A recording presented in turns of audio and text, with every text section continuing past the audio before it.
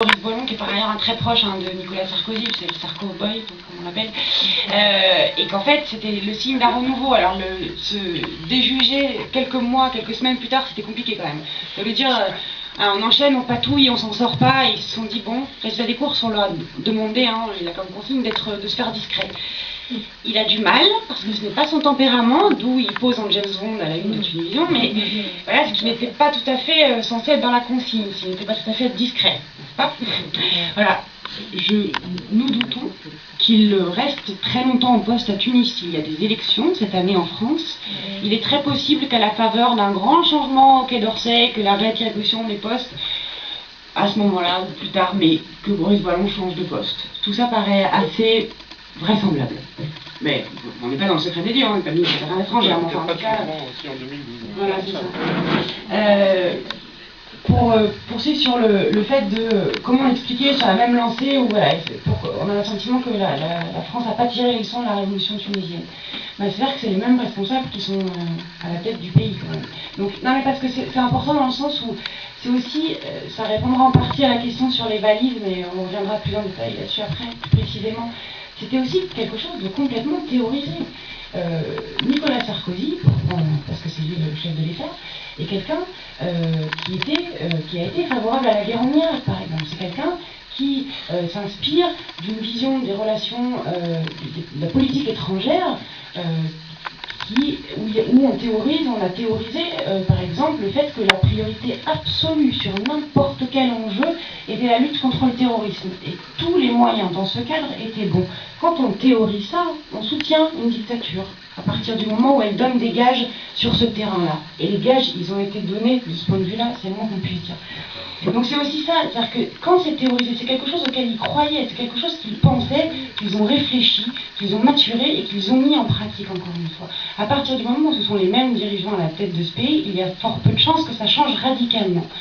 Et aussi, il y a clairement un climat idéologique de manière plus générale sur le monde arabe, sur l'islam, sur les musulmans, où on a clairement un discours politique français en plein de préjugés, parfois très discriminant. Aujourd'hui, quand on voit ce qui s'est passé, c'était très marrant, entre guillemets, de voir, on essayait de se rattraper après le gros cafouillage de l'année dernière, et arrive l'affaire des Tunisiens de Lampedusa, qui devient tout d'un coup la une de l'actualité française, où c'était limite l'invasion barbare, quand même, dans le traitement médiatique et politique qu'on en a fait. C'était juste hallucinant. Pire encore, ça, y compris des déclarations du ministre de l'Intérieur, Claude Guéant, extrêmement dures, et pire encore, on a réduit l'aide au retour. C'est-à-dire que l'aide au retour est passée de 3 000 à 200 euros de mémoire, de 2 000 à 300, de 2 000 à 300 euros, ce qui symboliquement est absolument désastreux. C'est-à-dire que tout d'un coup, il y avait par ailleurs la Libye, des dizaines de milliers de réfugiés libyens en Tunisie, il y avait 20 000 Tunisiens qui arrivent, centaines de milliers qui arrivaient en Tunisie, il y avait 20 000 Tunisiens qui arrivaient à Lampedusa, et voilà la réaction de la France. Comme changement de la politique et changement et signal donné à la révolution tunisienne, c'était pour le moins contestable. Autre exemple, le 23 octobre. Élection à l'Assemblée constituante. Il y a un communiqué des autorités qui salue le fait qu'il y ait eu un scrutin. Rien sur le résultat, rien sur les indications des résultats. Quoi qu'on en pense, on ne peut pas dire qu'on ne peut pas ne pas saluer le résultat et saluer les vainqueurs des élections. C'est pas possible. On ne peut pas faire ça. Les États-Unis l'ont fait, la France a mis 3 semaines avant de le faire. Voilà. Et donc ces hésitations, elles sont aussi liées à une difficulté de positionnement. Et clairement, il y a aussi des gens, probablement à la tête de l'État, qui ne sont pas tous d'accord entre eux. On voit bien qu'Alain Juppé essaie de donner des signaux un peu plus clairs, assez différents, qui marquent relativement une rupture. C'est pas le cas de tous les ministres en fonction de qui parle. Quant à Renaud Muselier, voilà, il y a clairement, je ne sais pas comment dire, nouveau président de Lima.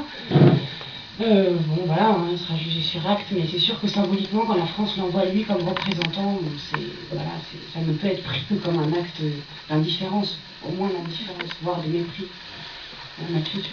Non, mais autre anecdote, par exemple, on sait que Claude Guéant, ministre de l'Intérieur, nommé après vers février-mars,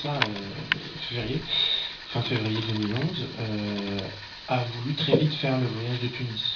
Vraiment, il considérait que c'était très important, justement, parce qu'il y avait l'histoire des migrants de Lampedusa. Et il a fallu que des diplomates qui connaissaient un peu la Tunisie lui disent c'est peut-être pas le plus pertinent là de faire un voyage tout de suite avant Juppé. C'est-à-dire que Juppé n'était pas venu et lui il voulait déjà venir. Ça montre bien quelle était la préoccupation politique.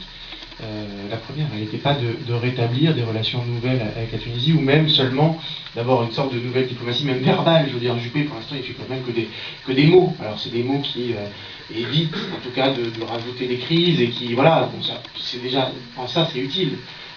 Mais bon, par contre, c'est vrai que le fait que le ministre de l'Intérieur veuille comme ça se précipiter, ben là encore, ça montre clairement une ligne politique qui est... c'est ça là aussi, c'est aussi ça la réalité du Parlement spécial. Il y a un autre petit truc, c'est un truc qui nous a fait rire, que vous lirez dans le bouquin, c'est que il y a eu la fête de l'indépendance, la célébration de la fête de l'indépendance à l'UNESCO cette année à Paris, donc le 29 mars, hein, c'est ça, 29 mars, où c'était pas à l'ambassade de Tunisie cette année à Paris, on trouvait que c'était un petit peu connoté quand même, donc ça a été fait à l'UNESCO. Et le nouvel ambassadeur à l'UNESCO, Ramaï Chamari, découvre un petit peu tard la liste qui a été prévue pour la célébration, donc dans les très beaux salons de l'UNESCO. Et il découvre sur la liste des noms qui l'étonnent. Par exemple, Dominique Baudis, dont on vous révèle dans le bouquin qu'il a fait, encore en décembre 2010, une ode à Leila Ben Ali dans un mensuel qui s'appelle Arabi, qui est une ligne éditoriale là, extrêmement louvoyante, là encore, en fonction des publicités qui étaient versées par la TCE. On reconnaît d'ailleurs complètement son directeur général. Et donc il y a par exemple Dominique Baudis, il y a également Éric Raoult. Bon. Alors là quand même, il arrive à faire enlever quelques noms. Voilà. Mais quand même, les vieux listings restent en place. Donc vous avez ce soir-là, une soirée à laquelle personnellement j'aurais tout à fait aimé assister, une espèce de côté assez baroque. Vous avez ce soir-là, donc Michel Allemarie n'est quand même pas là, mais son mari, Patrick Ollier, avec qui elle était en vacances chez Aziz Miled, et avec qui elle est montée dans l'avion, enfin son mari, son compagnon, Patrick Ollier, était là, se plaint d'ailleurs, un peu, certains en rigolant, mais enfin bon, il y a pas mal de gens qui sont un peu choqués en disant mais je ne comprends pas, moi, depuis la Révolution, plus personne ne veut venir chasser avec moi en Tunisie. Ah oui, non, je veux au golf en Tunisie. Voilà, donc c'est un peu, ça effare tout le monde avec ce qu'il raconte. Vous avez Charles Pasqua. Charles Pasqua, dont on révèle dans le bouquin que quand même entre 93 et 95, quand il est ministre de l'Intérieur, juste il prend les listes que lui donne Abdallah Khalel au ministère de l'Intérieur, des opposants tunisiens qui sont en France, notamment beaucoup d'islamistes.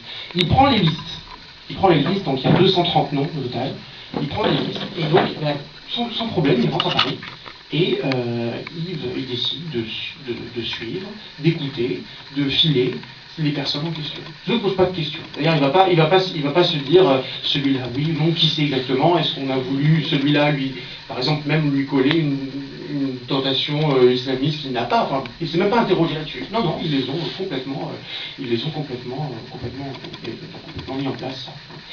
Qu'est-ce qu'il y a d'autre à cette soirée? Il y a d'autres personnalités comme ça?